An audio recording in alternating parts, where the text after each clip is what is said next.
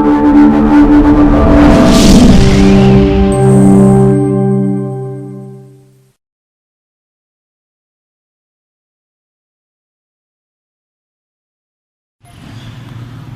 اللہ الرحمن الرحیم۔ عزیز طلبہ و سامعین، السلام علیکم ورحمۃ اللہ وبرکاتہ۔ آج ہم 10th کلاس کا اسلامیات کا سبق نمبر 1 سورۃ الاحزاب پڑھیں گے۔ سورۃ الاحزاب کا پہلا رکوع جو ہے وہ پڑھنا ہم نے الدرس الرابع الف۔ سب سے پہلے اس سبق کے اندر جو مشکل الفاظ ہیں آپ ان کو دیکھیں گے، یہ بورڈ کے اوپر لکھے ہوئے ہیں۔ پہلا لفظ ہے جوفن۔ جوفن کا معنی ہوتا ہے پہلو۔ ادعیا، اس کا معنی ہوتا ہے منہ بولے بیٹے۔ ادعوہم، انہیں پکارو۔ تعمدت، اس عورت نے ارادہ کیا۔ یہ مؤنث کا صیغہ ہے۔ اگر آپ تعمدہ کہیں گے تو پھر اس مرد نے ارادہ کیا، اور تعمدت ہے تو اس عورت نے ارادہ کیا۔ اولو الارحام، رشتہ دار۔ اولا، زیادہ حق رکھنے والا۔ تظاہرون، تم ظہار کرتے ہو۔ افواہ، منہ۔ اقسط، منصفانہ بات۔ مستورہ، لکھا ہوا۔ بیٹا پہلے اس سورت کے تعارف کی طرف چلیں گے۔ سورۃ الاحزاب یہ مدنی صورت ہے، اور اس کی آیات کی جو تعداد ہے وہ 73 ہے، 73، اور اس کے رکوع 9 ہیں، اور یہ 21ویں اور 22ویں پارے کے اندر یہ صورت ہے۔ اب ہم اس کا ترجمہ دیکھیں گے۔ آپ پیج نمبر 27 نکال لیں، اس کے اوپر ترجمہ آپ دیکھیں ذرا۔ میں آپ کو پڑھتا جاؤں گا اور آپ ساتھ ساتھ نشان لگاتے جائیں گے ترجمے پر بھی اور آیات پر بھی۔ یا ایھا النبی اتق اللہ ولا تطع الکافرین والمنافقین، اے پیغمبر خدا سے ڈرتے رہنا اور کافروں اور منافقوں کا کہا نہ ماننا۔ ان اللہ کان علیما حکیما، بے شک خدا جاننے والا اور حکمت والا ہے۔ واتبع ما یوحی الیک من ربک، اور تم کو تمہارے پروردگار کی طرف سے جو وحی کی جاتی ہے اس کی پیروی کیے جانا۔ ان اللہ کان بما تعملون خبیرا، بے شک خدا تمہارے سب عملوں سے خبردار ہے۔ وتوکل علی اللہ، اور خدا پر بھروسہ رکھنا۔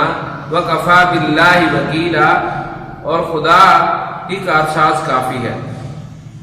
یہ بیٹے جو 3 آیات ہیں، ان آیات میں اللہ رب العزت نے جناب نبی کریم صلی اللہ علیہ وسلم کو جن باتوں کی تلقین کی ہے ان کا ذکر ہے یہاں پر، کہ آپ نے اللہ سے ڈرنا ہے، کافروں اور منافقوں کا کہا نہیں ماننا۔ یہاں پر اللہ نے آپ صلی اللہ علیہ وسلم کو جو مخاطب کیا ہے کہ آپ نے اللہ سے ڈرنا ہے، یہ در حقیقت امت کے لیے بھی پیغام ہے کہ امت بھی اللہ سے ڈرے اور کافروں اور منافقوں کا کہا نہ مانے۔ اور دوسری چیز جس کا حکم دیا گیا، وَاتَّبِعْ مَا يُوحَىٰ إِلَيْكَ مِن رَبِّكَ، تم اپنے پروردگار کی طرف سے نازل شدہ جو احکام ہے، جو وحی اترتی ہے، اس کی پیروی کرنا۔ اور چوتھی بات جس کا حکم دیا گیا ہے وہ ہے اللہ پہ بھروسہ رکھنا۔ وَتَوَکَّلْ عَلَى اللَّهِ۔ اگلی آیت دیکھیں بیٹے، پیج نمبر 27 پر ہی۔ ما جعل اللہ لرجل من قلبین فی جوفی، خدا نے کسی آدمی کے پہلو میں 2 دل نہیں بنائے۔ وما جعل ازواجکم اللائی تظاہرون منہن امہاتکم، اور نہ تمہاری عورتوں کو جن کو تم ماں کہہ بیٹھتے تمہاری ماں بنایا۔ وما جعل ادعیاءکم ابناءکم، اور نہ تمہارے نیک پالکوں کو تمہارے بیٹے بنایا۔ نیک پالک سے مراد بیٹا وہ بچے جو اڈاپٹ ہوتے ہیں، دوسرے سے لیے ہوئے، اس کو منہ بولا بیٹا بھی کہتے ہیں، کہ اللہ نے ان کو تمہارے حقیقی بیٹے نہیں بنایا۔ ذالکم قولکم بافواہکم، یہ تمہارے منہ کی باتیں ہیں۔ واللہ یقول الحق، اور خدا تو سچی بات فرماتا ہے۔ وہو یہدی السبیل، اور وہ سیدھا راستہ دکھاتا ہے۔ ادعوہم لآبائہم هو اقسط عند اللہ، مومنوں لے پالکوں کو ان کے اصل باپوں کے نام سے پکارا کرو۔ فَإِن لَّمْ تَعْلَمُوا آبَاءَهُمْ فَإِخْوَانُكُمْ فِي الدِّينِ وَمَوَالِيكُمْ، اور اگر تم کو ان کے باپوں کے نام معلوم نہ ہو تو وہ دین میں تمہارے بھائی اور دوست ہیں۔ وَلَيْسَ عَلَيْكُمْ جُنَاحٌ فِي مَا أَخْطَأْتُمْ بِهِ، اور جو بات تم سے غلطی سے ہو گئی اس میں تم پر کچھ گناہ نہیں۔ وَلَٰكِن مَا تَعَمَّدَتْ قُلُوبُكُمْ، اور لیکن جو تم قصد دلی سے کرو یعنی جان بوجھ کر کرو اس پر پکڑ ہے۔ وَكَانَ اللَّهُ غَفُورًا رَحِيمًا، اور خدا بخشنے والا مہربان ہے۔ بیٹے یہ آیت نمبر جو 4 اور آیت نمبر 5 ہے، ان دو آیات کے اندر اللہ رب العزت نے زمانہ جاہلیت کی جو تین برے نظریات تھے ان کی تردید کی ہے۔ سب سے پہلا ان کا برا نظریہ یہ تھا، وہ کہتے تھے کہ جو آدمی جتنا ذہین اور سمجھدار ہے اس کے پہلو میں 2 دل ہیں۔ تو اللہ تعالیٰ نے اس نظریے کی تردید کی کہ نہیں، چاہے کوئی ذہین و فتین ہے یا کن ذہن ہے، اس بات سے قطع نظر ہر انسان کے اندر اللہ رب العزت نے ایک دل بنایا ہے۔ ما جعل اللہ لرجل من قلبین فی جوفہ، کہ خدا نے کسی آدمی کے پہلو میں 2 دل نہیں بنائے۔ دوسرا ان کا جو زمانہ جاہلیت کا نظریہ تھا کہ اگر کوئی شخص اپنی بیوی کو ماں کہہ دیتا تو اس صورت میں وہ پھر اس کو ماں ہی سمجھتا اور اس سے جو ازدواجی تعلقات تھے وہ منقطع کر دیتا، اس کے ساتھ ازدواجی تعلقات ختم کر دیتا تھا۔ تو اللہ رب العزت نے اس نظریے کی بھی تردید کی کہ یہ تمہارا جاہلانہ نظریہ ہے، اگر تم اپنی بیوی کو ماں کہہ دیتے ہو تو اس صورت میں وہ تمہاری ماں نہیں بنتی، تمہاری بیوی ہی رہتی ہے۔ البتہ تم نے یہ جو عمل کیا ہے یہ زہار ہے، اور زہار کا پھر کفارہ ادا کرنا ہوتا ہے، وہ آپ کفارہ ادا کریں گے تو یہ بدستور آپ کی بیوی ہی رہے گی۔ دوسرا اس نظریے کی تردید کی گئی۔ زہار کیا ہوتا ہے کہ اگر کوئی شخص اپنی بیوی کو یہ کہے کہ تمہاری پیٹھ میرے لیے میری ماں کی پیٹھ کی طرح محترم ہے، تو ان الفاظ کا ادا کرنا زہار کہلاتا ہے۔ تو زہار کی صورت میں عورت تمہاری زوجیت سے نہیں خارج ہوتی، بلکہ اس کا جو کفارہ ادا کریں گے تو پھر یہ آپ کی بیوی ہی رہے گی۔ تیسرا نظریہ جو زمانہ جاہلیت کا تھا وہ یہ تھا، وہ سمجھتے تھے کہ اگر کوئی شخص کسی کو اپنا منہ بولا بیٹا بنا لے تو وہ پھر اس کا حقیقی بیٹا ہی بن جاتا ہے، حقیقی بیٹے کی طرح ہوتا ہے، اس کے ساتھ نکاح وغیرہ کرنے کی صورت میں، وراثت کی صورت میں ہر لحاظ سے حقیقی بیٹے کی طرح ہی وہ تصور کیا جاتا تھا۔ اللہ نے اس کی بھی تردید کی اور فرمایا وَمَا جَعَلَ أَدْعِيَاءَكُمْ أَبْنَاءَكُمْ، اور تمہارے لے پالکوں کو جو تم نے لے کر پالے ہیں وہ تمہارے حقیقی بیٹے نہیں ہیں، بلکہ وہ تمہارے منہ بولے بیٹے ہیں۔ تم جو ان کو بیٹا کہتے ہو تو یہ تمہارے منہ کی بات ہے۔ اصل انصاف کی بات یہ ہے کہ تم ان کو ان کے اصل باپوں کی طرف منسوب کر کے پکارو، جو ان کے اصل باپ ہیں ان کی طرف ان کا نام لے کر کے پکارو، وہ تمہارے حقیقی بیٹے نہیں۔ اور اس بات سے پھر منع کر دیا گیا کہ تم کسی غیر کے بیٹے کو اپنا بیٹا نہ کہو۔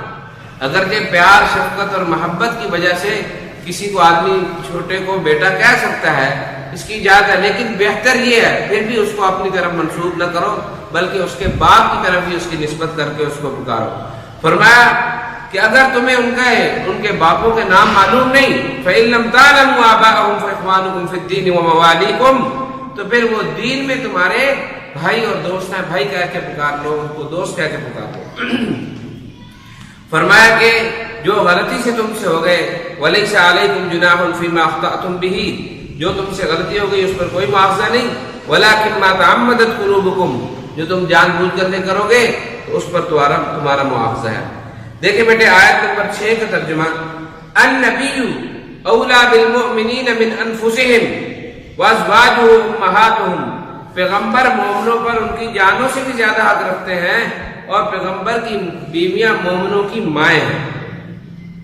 وَأُولُو الْأَرْحَامِ بَعْضُهُمْ أَوْلَىٰ بِبَعْضٍ فِي كِتَابِ اللَّهِ مِنَ الْمُؤْمِنِينَ وَالْمُهَاجِرِينَ، اور آپس میں کتاب اللہ کی روح سے مسلمان اور مہاجروں سے ایک دوسرے کے ترکے کے زیادہ حقدار ہیں، ترکہ وراثت کو کہتے ہیں۔ إِلَّا أَن تَفْعَلُوا إِلَىٰ أَوْلِيَائِكُمْ مَعْرُوفًا، مگر یہ کہ تم اپنے دوستوں سے احسان کرنا چاہو، کان ذالک فی الکتاب مسطورا، یہ حکم کتاب یعنی قرآن میں لکھ دیا گیا۔ بیٹے یہ پیج نمبر 27 پر ہی جو آیت نمبر 6 ابھی آپ نے اس کا ترجمہ پڑھا، اس کے اندر فرمایا گیا کہ نبی مومنوں پر ان کی جانوں سے بھی، ان کے نفس سے بھی زیادہ حق رکھتا ہے۔ اس کا مطلب کیا ہے؟ اس کا مطلب یہ ہے کہ ایک انسان کا اپنا نفس ہے، نفس انسان کے فائدے کی طرف بھی اس کو لے کے جا سکتا ہے اور اس کو گناہ کی طرف اور اس کے نقصان کی طرف بھی لے کے جا سکتا ہے، لیکن جو اللہ کا نبی ہوتا ہے وہ نبی فائدے ہی کی طرف لے کے جا سکتا ہے، گناہ کی طرف لے کر جانے کا کوئی شبہ بھی نہیں ہوتا، اس کے نقصان کی طرف اس کو لے کے جانے کا کوئی شبہ بھی نہیں ہوتا۔ اس لیے اللہ نے حکم دیا کہ نبی مومنوں پر ان کی جانوں سے بھی زیادہ حق رکھتا ہے، یعنی ایک طرف اپنی جان کا خطرہ ہو اور دوسری طرف نبی کی جان کا خطرہ ہے، نبی کی عزت کا خطرہ ہو، تو آدمی اپنی جان کی پرواہ کیے بغیر، اپنی جان کا، اپنی حفاظت کا پرواہ کیے بغیر اپنے نبی کی حفاظت کرے اور نبی کو ترجیح دے۔ اور فرمایا کہ نبی کی جو بیویاں ہیں وہ مومنوں کی مائیں ہیں، انہیں امہات المومنین کہا جاتا ہے۔ تیسری بات جو اس کے اندر بیان کی گئی کہ مسلمان کتاب اللہ کی روح سے آپ جو رشتہ دار ہیں آپس میں ایک دوسرے کی وراثت کے زیادہ حقدار ہیں۔ اس کا بڑے مطلب یہ ہے کہ جب آپ حضرت صلی اللہ علیہ وسلم کے حکم پر مہاجرین مکہ یہ مدینہ تشریف لائے اور وہاں کے انصار کے درمیان آپ نے ایک رشتہ مواخات قائم کیا تھا آپ صلی اللہ علیہ وسلم نے، تو اس رشتہ مواخات میں یہ اتنا زیادہ آپس میں انہوں نے اس کو پیار اور محبت دیا کہ اپنی پراپرٹی کا اگر کوئی مہاجر مرتا تو کہتا انصاری بھائی وارث بنے گا، انصاری مرتا تو وہ کہتا مہاجر بھائی وارث بنے گا۔ اللہ نے فرمایا کہ تمہاری محبت اپنی جگہ پر ہے، بجا ہے، لیکن جو وراثت ہے، جو ترکہ ہے تمہارا، اس پراپرٹی کے وارث تمہارے خونی رشتہ دار ہوں گے، اور یہی اللہ کا حکم ہے۔ پیج نمبر 28 میں اس کی آیت نمبر جو 7 ہے، وَإِذْ أَخَذْنَا مِنَ النَّبِيِّينَ مِيثَاقَهُمْ، اور جب ہم نے پیغمبروں سے عہد لیا، وَمِنْكَ اور تم سے، یعنی آپ صلی اللہ علیہ وسلم سے، وَمِن نُوحٍ اور نوح علیہ السلام سے، وَإِبْرَاهِيمَ اور ابراہیم علیہ السلام سے، وَمُوسَىٰ اور موسیٰ علیہ السلام سے، وَعِيسَىٰ ابْنِ مریم اور مریم کے بیٹے عیسیٰ علیہ السلام سے، وَأَخَذْنَا مِنْهُمْ مِيثَاقًا غَلِيظًا اور ہم نے ان سے عہد بھی پکا لیا۔ اس آیت میں اللہ تعالیٰ نے جو انبیاء سے عہد لیا اس کا ذکر کیا ہے، اور وہ عہد کیا تھا کہ اللہ کے پیغام کو لوگوں تک پہنچانا اور اس کی تبلیغ کرنا۔ تمام انبیاء سے اللہ نے یہ عہد لیا۔ لِيَسْأَلَ الصَّادِقِينَ عَنْ صِدْقِهِمْ، تاکہ سچ کہنے والوں سے ان کی سچائی کے بارے میں دریافت کرے، یعنی کہ یہ جو لوگ انبیاء کی تصدیق کر رہے ہیں، انبیاء کی تعلیمات پر عمل کریں، اللہ پاک ان کو کامیاب کرے۔ وَأَعَدَّ لِلْكَافِرِينَ عَذَابًا أَلِيمًا، اور اللہ نے کافروں کے لیے دکھ دینے والا عذاب تیار کر رکھا ہے۔ بیٹے یہ تو تھا سبق کا ترجمہ، آپ نے الفاظ معنی بھی دیکھے اور ترجمہ بھی دیکھا، یہ آپ نے یاد کرنا ہے۔ الدرس الرابع الف سورۃ الاحزاب کا جو ترجمہ ہے اور الفاظ معنی کاپیز پر بھی لکھنے ہیں۔ پھر اس کے جو مشق کے اندر سوال ہے، سب سے پہلا سوال ہے سبق کی ابتدا میں نبی کریم صلی اللہ علیہ وسلم کو کن باتوں کی تلقین کی گئی ہے؟ نبی کریم صلی اللہ علیہ وسلم کو چند باتوں کی تلقین کی گئی ہے، وہ کون سی ہے؟ آپ دیکھ رہے ہیں، نمبر 1، اے نبی اللہ سے ڈرتے رہنا، اے نبی اللہ سے ڈرتے رہنا۔ نمبر 2، کفار اور منافقین کا کہا نہ ماننا۔ نمبر 3، جو بات آپ صلی اللہ علیہ وسلم کی طرف اللہ کی جانب سے وحی کی جاتی ہے اس کی پیروی کرنا۔ نمبر 4، اور خدا پر بھروسہ رکھنا۔ ان 4 باتوں کی تلقین کی گئی ہے سبق کے اندر۔ سوال نمبر 2، یہ مشکی سوال ہے، اس سبق کی آیات میں منہ بولے بیٹوں کے بارے میں کیا ہدایات دی گئی ہیں؟ اس سبق کی آیات میں منہ بولے بیٹوں کے بارے میں یہ ہدایات دی گئی ہیں کہ یہ تمہارے حقیقی بیٹے نہیں، تم ان کو اصل باپوں کی طرف نسبت کر کے پکارو، خدا کے نزدیک یہی درست بات ہے، یہی درست بات ہے۔ مطلب منہ بولے بیٹوں کو حقیقی بیٹا تصور نہ کرو، بلکہ ان کے جو اصل باپ ہیں ان کی طرف منسوب کرو، یہ خدا کے نزدیک درست بات ہے۔ پھر کچھ آیات ہیں ان کا ترجمہ انہوں نے پوچھا مشق میں، النبی اولیٰ بالمؤمنین من انفسہم وازواجہ امہاتہم، کہ نبی مومنوں پر ان کی جانوں سے بھی زیادہ حق رکھتے ہیں اور ان کی بیویوں مومنوں کی مائیں ہیں۔ چوتھا سوال ہے ما جعل اللہ لرجل من قلبین فی جوفہ، کہ اس کا ترجمہ کریں خدا نے کسی آدمی کے پہلو میں دو دل نہیں بنائے۔ پانچواں سوال وما جعل ازواجکم اللائے تظاہرون منہن امہاتکم، کہ امہاتکم، کہ اللہ نے یہ لفظ امہاتکم ہے، اور نہ تمہاری بیویوں کو جن کو تم ماں کہہ بیٹھتے ہو تمہاری ماں بنایا، یعنی یہ زیادہ ہوتا ہے۔ اب کچھ ایسے بیٹا غیر مشکل سوال بن سکتے ہیں سبق میں سے، مثلا وہ پوچھ لیتے ہیں کہ سورۃ الاحزاب کون سی سورت ہے؟ سورۃ الاحزاب یہ مدنی سورت ہے، اس میں کس غزوے کا ذکر ہے؟ اس میں غزوہ احزاب اور غزوہ خندق کا ذکر ہے، اس کا دوسرا غزوہ احزاب کا دوسرا نام غزوہ خندق کیا ہے۔ پھر یہ سوال بیٹے وہ پوچھ سکتے ہیں کہ اس سورت کا نام سورۃ الاحزاب کیوں ہے؟ احزاب بیٹے حزب کی جمع ہے، اور حزب کا معنی لشکر ہوتا ہے، گروہ ہوتا ہے، جماعت ہوتا ہے، کیونکہ بہت سارے لشکر اور جماعتوں نے مسلمانوں کے خلاف آ کر کے جنگ کی تھی اس جنگ میں، اس غزوے میں، اس لیے اس سورت کا نام غزوہ احزاب ہے۔ اور خندق اس لیے ہے کہ کیونکہ اس میں خندقیں کھودی گئی تھی حضرت سلیمان فارسی رضی اللہ تعالیٰ عنہ کے مشورے پر، اس لیے اس کو غزوہ خندق کہتے ہیں۔ اس سورت کی آیات کتنی ہیں؟ 73 ہے۔ اس سورت کے رکوع کتنے ہیں؟ 9 ہیں۔ یہ کس سن ہجری میں؟ بعد میں لکھا 4 لیکن مشہور کون؟